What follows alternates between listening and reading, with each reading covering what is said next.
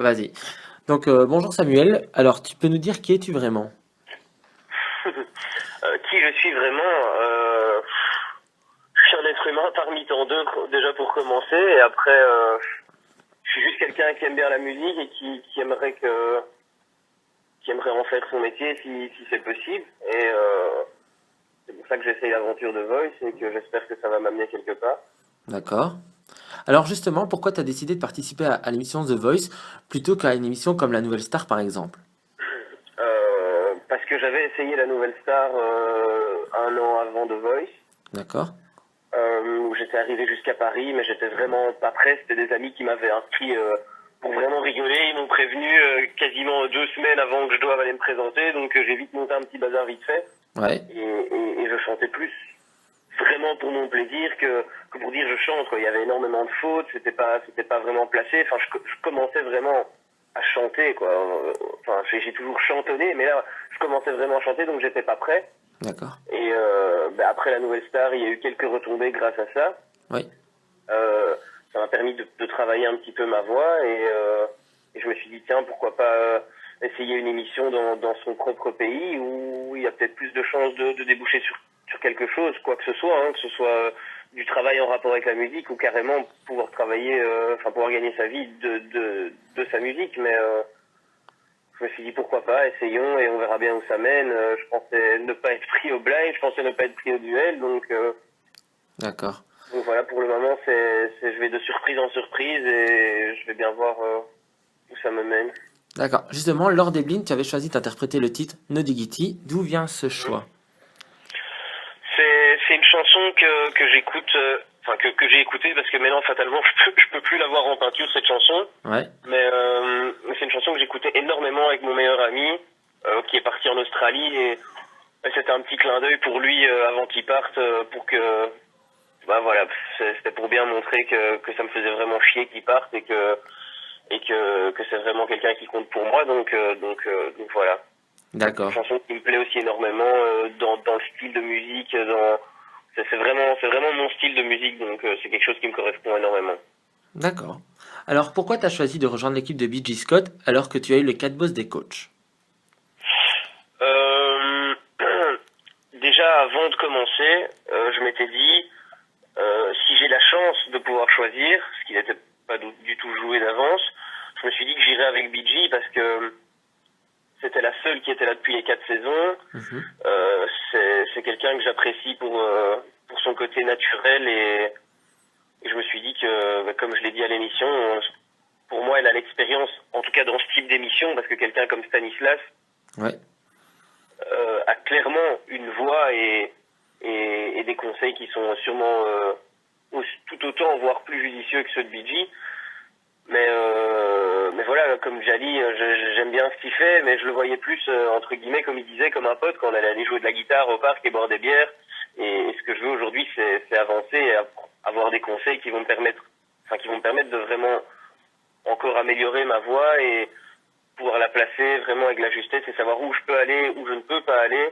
Et j'avais peur qu'avec lui, voilà, j'aurais un peu, entre guillemets, stagné sur ce que je sais déjà faire, sans Ouais. prétention aucune.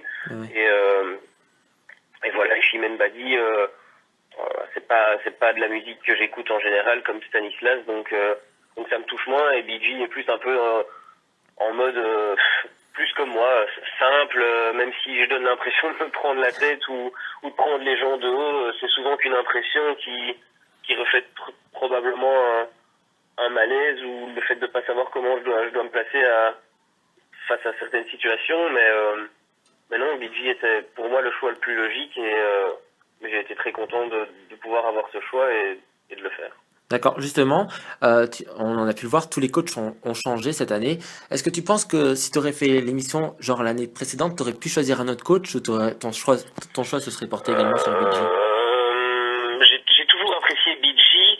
Après, je dois avouer que si Marc Suarez avait été encore là, ça aurait été plus compliqué au niveau du choix, parce que c'est des rockers, c'est des gens qui grattent, qui ont des bonnes idées et qui tournent quand même un petit peu plus que BG, donc clairement j'aurais peut-être eu plus dur à choisir, mais en tout cas cette année c'était déjà tout choisi, quoi. J'irais même plus loin en disant que je vais même pas donner de nom de coach, mais si certains coachs, j'aurais eu que certains coachs qui se seraient retournés et pas les quatre. Je suis même pas sûr que j'aurais été vraiment plus loin dans l'aventure. Je pense que j'aurais arrêté de moi-même parce que j'ai besoin qu'il y ait un feeling avec la personne pour pouvoir justement m'investir. Et quand il n'y a pas ce feeling, c'est pas que je baisse les bras, hein, mais bon, quand moi il n'y a pas un lien qui passe entre la personne et moi, j'ai beaucoup plus difficile à m'ouvrir et à pouvoir me lâcher. Donc voilà. Donc justement, si, imagine Vigi ne t'aurait pas choisi pour les duels et qu'un autre coach aurait baisé pour toi, lequel t'aurais préféré entre les trois? Je crois que je serais parti volontiers avec Stanislas. D'accord. Alors justement, on parle un peu des duels. Tu avais affronté le talent Barnabé de Lien, si je me trompe pas. Alors qu'est-ce que tu penses que tu as eu de plus que lui pour que Vigi te garde? C'est une question à double tranchant, hein, parce que bon, c'est un petit peu, on va croire que j'ai pris la grosse tête.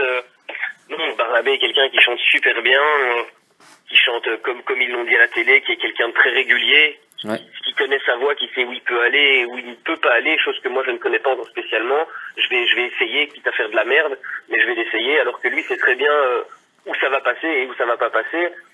Peut-être que je sais pas, il y a un timbre de voix qui a peut-être un peu plus plu, ou peut-être sur la prestation, vraiment juste si on juge la prestation, peut-être qu'il y a eu, comme disait Stanislas, quelques petites choses, quelques petites fautes qui ont fait que voilà, sur ce duel-là, c'était moi le meilleur, mais je pense pas avoir quelque chose en plus que Barnabé. Barnabé est un musicien accompli et qui joue sûrement mieux de la guitare que moi et qui est beaucoup plus régulier dans son travail que moi, donc il méritait tout autant que moi de rester. Et je suis vraiment déçu qu'il n'ait pas été repêché parce qu'il le méritait amplement. D'accord. Alors on a pu le voir, pour les lives, tu es le seul garçon dans ton équipe. Penses-tu que cela peut être un avantage pour la suite ou tu penses que cette année les filles sont un peu plus privilégiées et on dirait que l'émission elle aimerait bien une victoire féminine quand même? Je sais pas trop ce que veut l'émission ou ce qu'ils ne veulent pas. Moi, tout ce que j'espère, c'est que ça m'ouvre des portes. D'accord. Personnellement, gagner The Voice, vulgairement dit, j'en ai mais rien à cirer, quoi. Moi, si ça peut m'ouvrir des portes et que grâce à ça, je peux signer un contrat ou commencer ou que sais-je, mais que ça m'ouvre des portes dans la musique et que je puisse commencer à vraiment envisager que ça devienne mon métier, moi, j'aurais tout gagné. Personnellement, gagner The Voice et signer un album avec Samuel Denos dessus, c'est pas vraiment mon rêve, quoi. Donc voilà, moi, mon rêve, c'est peut-être plus de faire justement avec mon meilleur pote qui est parti en Australie, qui va bientôt revenir, de faire plus un truc entre guillemets, vraiment entre guillemets, Frérot de la Vega, parce qu'on se ressemble aussi au niveau du style, au niveau de la tête. On a les mêmes choix musicaux, les mêmes goûts, et donc moi je serais plus partant pour faire quelque chose comme ça. Si maintenant si je peux choisir la direction dans laquelle je vais, et peut-être, j'en suis même pas sûr, mais peut-être que si je gagne The Voice, je n'aurai pas autant de possibilités que si je suis repéré pendant l'émission et qu'on me dit voilà, on aime vraiment ce que tu fais, on veut continuer avec toi. Je pense être plus libre à ce moment-là qu'en gagnant The Voice. Mais après, si je gagne The Voice, je serai le plus heureux aussi et on verra bien encore une fois où ça mène. Mais si c'est une victoire féminine cette année, tant mieux pour les filles. C'est sûr. Voilà. Après, c'est vrai qu'il faut pas forcément gagner The Voice pour aller loin. On peut le voir avec Loïc Noté, par exemple, de l'année dernière, qui représente l'Eurovision à la Belgique. Est-ce que c'est quelque chose qui pourrait te plaire un jour? Alors, on m'a déjà appelé pour me demander si ça pourrait m'intéresser dans le cas où je gagnerais The Voice ou pas. Et j'ai été très franc en disant que, encore une fois, j'en ai rien à tirer de l'Eurovision. Je trouve que c'est une émission qui est dépassée, que les gens ne regardent plus. Moi, je trouve, quand j'étais plus jeune, je me souviens que l'Eurovision, c'était une émission que tout le monde regardait, entre guillemets. Quand ça passait, il fallait regarder parce que tous les pays s'affrontaient et on allait savoir, entre guillemets, qui est le meilleur chanteur. C'est vrai. Mais je trouve que cette émission n'a plus lieu d'être aujourd'hui parce que quand on sait déjà juste le contexte qui se passe entre chaque pays, c'est plus la fête au village, donc je vois même pas l'intérêt de faire une émission comme ça. Et non, en toute sincérité, je sais même pas quand ça passe et même si je le saurais, je le regarderais pas, ça m'intéresse vraiment pas. Je trouve que c'est pas là qu'on entend vraiment de la musique pure, quoi. Tout est arrangé, enfin, c'est vraiment pas mon genre de délire dans la musique et je suis plus sur comment expliquer? Je suis plus sur les vraies valeurs de quelqu'un qui va pouvoir vraiment montrer ce qu'il est dans la musique plutôt qu'une bête soirée où des pays s'affrontent et au final ça change rien du tout. Le type, souvent les gens qui gagnent là ou qui se font remarquer, au final les chansons sont pas vraiment incroyables et il n'y a pas vraiment grand chose derrière et souvent ça débouche en plus sur rien du tout donc ça m'intéresse vraiment pas. D'accord. Alors, pour toi, dans l'équipe de BG, quel talent tu redoutes le plus et pourquoi? Quel talent je redoute le plus dans l'équipe de Bee Gees? C'est une très bonne question parce que chaque personne dans l'équipe de Bee Gees a vraiment un style très particulier. Mhm. Je pense elle a bien fait le tri, si je peux dire, si je peux m'exprimer comme ça. Je pense qu'elle a fait vraiment le bon tri pour avoir un petit peu chaque horizon entre guillemets, enfin chaque horizon possible dans la musique. Et ouais non, j'ai pas vraiment peur de quelqu'un en particulier. Je pense que cette année, voilà, il y a énormément de bons chanteurs, toute équipe confondue, et je pense que ceux qui partiront, ce sera à chaque fois ceux qui auront fait la moins bonne prestation. Donc, je pense qu'il faut se donner à fond, et voilà, la suite, personne la connaît, en tout cas pas moi, donc D'accord. voilà. Et justement, pour toi, quels sont tes atouts pour arriver le plus loin possible dans l'aventure? Et justement, qu'est-ce qui pourrait aussi te freiner? Mes atouts pour arriver loin dans l'aventure, c'est une très bonne question. Je sais pas, peut-être ma personnalité que certaines personnes peuvent aimer comme d'autres pas. Mhm. Mon style de musique, je sais pas du tout ce que pensent les gens de moi. Ça c'est peut-être une question qu'il faut poser aux gens plutôt qu'à moi puisque c'est eux qui me voient à travers l'écran. Ouais. Mais après non, je pense être un mec sympa qui a les pieds sur terre et j'espère que les gens vont le remarquer. J'espère qu'ils vont aussi remarquer que la musique est quelque chose qui coule dans mes veines depuis que je suis né. Parce que mon père m'a transmis le virus et voilà, j'espère que les gens vont m'apprécier à ma juste valeur et quand même réussir à se remettre en question en disant que ça reste une émission et qu'on montre qu'on a envie de montrer quoi. Donc c'est pas toujours, ça reflète pas toujours la réalité non plus. D'accord. Je pas comme ça dans la vie de tous les jours et entre guillemets c'est facile de montrer une scène où je peux râler, mais les scènes où j'ai le sourire et où je suis content d'être là, parfois on ne les montre pas. Mhm. Ouais, ça c'est au spectateur de savoir. Ouais. Mais si je leur plais ou pas, ça, c'est pas à moi de décider. Mais en tout cas, si je plais aux gens, c'est que, pour moi, en tout cas, c'est que j'ai déjà réussi mon pari, quoi. Si les gens ont de l'intérêt pour moi, et je le vois bien sur Facebook, les gens qui mettent des messages, ou autres, on voit bien qu'il y a clairement un intérêt, et ça fait chaud au cœur d'être remarqué en tant qu'artiste naissant, donc c'est vraiment très agréable. D'accord. Et justement, pour les lives, dans quel répertoire musical t'aimerais bien que BG te dirige ou est-ce que t'accepterais de relever, par exemple, ces défis, justement? Ben pour les lives, il y a clairement des chansons où c'est pas des chansons que j'ai données en choix, où elle est venue me proposer ça en me disant voilà, écoute ça, même si tu connais pas, ça peut te plaire. Et moi, je suis quelqu'un qui écoute de tout. Vraiment, je suis pas fermé à aucune musique. Mhm. Je pense qu'il y a du bon dans chaque univers musical. Donc je suis pas du tout fermé. Il y a clairement des choses que je ne connais pas parce que je peux pas tout connaître.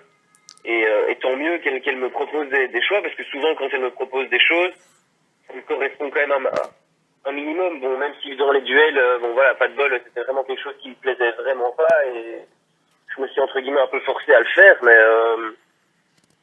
sinon c'est quelqu'un avec qui on s'est parlé facilement et avec qui voilà, si je lui dis non, je pense que ça va pas le faire, elle va pas insister en disant non, il faut que ça tu la fasses. Pour les duels c'était différent parce que voilà, c'était une chanson imposée, mais pour les lives, il y a quand même pas mal de discussions entre nous et elle est assez ouverte à chaque proposition. Donc pour les lives, je sais qu'il y a énormément de chansons qui me correspondent, donc j'espère juste pouvoir aller assez loin pour pouvoir toutes les proposer et voilà.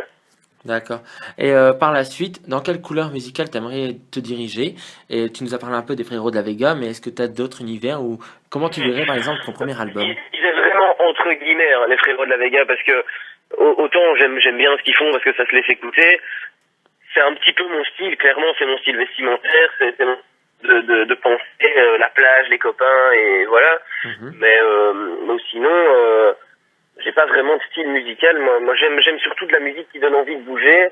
D'accord. J'aime pas la musique où on s'emmerde, où on a envie de chialer, quoi. Peut-être une de temps en temps, parce que voilà, il faut pouvoir plaire à tout le monde, et clairement, il y a des thèmes qu'on va employer dans des musiques qui se prêtent pas à taper du pied et à chanter, C'est vrai. Donc, sinon, moi je suis pour la musique où les gens... Enfin, je dis souvent, quand les gens bougent le pied quand je chante, c'est que j'ai aussi tout réussi pour moi. Si j'arrive à leur transmettre l'envie de bouger que moi j'ai quand je chante, alors c'est bon, c'est D'accord. gagné pour moi. Et par la suite, si tu aurais la chance de faire un duo avec un artiste, avec lequel t'aimerais? Thomas Damoiseau. Et pourquoi? Je sais pas, ça a l'air d'être un chouette gars, je lui ai pas encore parlé, puisque entre équipes, on le voit que très très peu. Mais ça a l'air d'être un chouette gars, il a une voix terrible et je pense qu'on a un univers musical qui est assez proche. Donc j'aimerais bien chanter avec lui, je pense qu'il y a moyen de faire quelque chose de vraiment pas mal et voilà. D'accord. Bah écoute, je te remercie d'avoir répondu à mes questions et je te dis à bientôt. Eh bien, de même, à bientôt. Merci. Au Voilà. revoir.